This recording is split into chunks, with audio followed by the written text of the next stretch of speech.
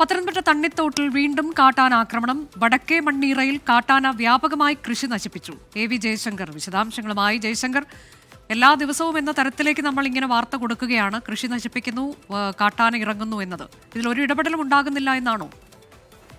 അതായത് ആനപ്പേടികൾ കഴിയേണ്ട അവസ്ഥയാണ് കോന്നിയിലും പരിസര പ്രദേശങ്ങളിലുള്ള ആളുകൾക്ക്. ഇന്നലെ തണ്ണിത്തോട് വടക്കേ മണ്ണീറയിലാണ് കാട്ടാനകൾ എത്തി ജനവാസ മേഖലയിൽ ഇറങ്ങി കൃഷി ഉൾപ്പെടെ നശിപ്പിക്കുന്ന സാഹചര്യം ഉണ്ടായത്. കൃഷിയിടത്തിൽ വ്യാപക നാശനഷ്ടങ്ങളാണ് ഈ കാട്ടാനകൾ വരുത്തിയിരിക്കുന്നതെന്നാണ് നാട്ടുകാർ ഉൾപ്പെടെ പറയുന്നത്. സ്ഥിരം രാവിലെ എഴുന്നേൽക്കുമ്പോൾ ഒരു കാട്ടാനാക്രമണ വാർത്തമെങ്കിലും കൊടുക്കേണ്ട സാഹചര്യമാണ് കോന്നിയിലും പരിസര പ്രദേശങ്ങളിലൊക്കെ തന്നെയുള്ളത്.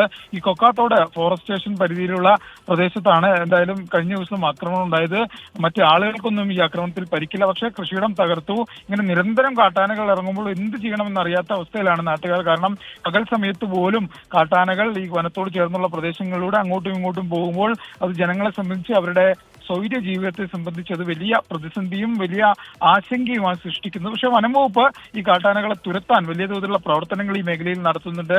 കഴിഞ്ഞ ആഴ്ച നമ്മൾ ഈ വനം വകുപ്പ് ഉദ്യോഗസ്ഥർക്ക് ഈ കാട്ടാനയെ തുരത്തുന്നതിനിടയിൽ പ്രത്യേക ഡ്രൈവ് നടത്തുന്നതിനിടയിൽ വനം വകുപ്പ് ഉദ്യോഗസ്ഥർക്ക് നേരെ കാട്ടാൻ പാഞ്ഞെടുക്കുകയും എത്രത്തോളം ഉദ്യോഗസ്ഥർക്ക് പരിക്ക് പറ്റിയ സംഭവമൊക്കെ തന്നെ കോന്നിയിലും ഭാഗങ്ങളിലൊക്കെ നമ്മൾ കേട്ടതാണ്. എന്തായാലും വനം വകുപ്പ് അവരുടെ ഭാഗത്ത് നിന്ന് പരമാവധി ശ്രമിക്കുന്നുണ്ട്. അപ്പോഴും ഈ കോന്നി ഭാഗത്തെ മനുഷ്യ വന്യജീവി സംഘർഷത്തിന് ഒരു കുറവും വരുന്നില്ല എന്നതാണ് ഏറെ വേദനാജനകമായ കാര്യം. അനുജ, തണ്ണിത്തോട് പത്തനംതിട്ടയിലാണ് വീണ്ടും കാട്ടാനയുടെ ആക്രമണം. അവിടെ വലിയ ശല്യമുണ്ട്. കാട്ടാന വ്യാപകമായി തന്നെ ഇപ്പോൾ കൃഷി നശിപ്പിച്ചിരിക്കുന്നു വീണ്ടും എന്ന വിവരമാണ് AV ജയശങ്കർ നൽകിയത്.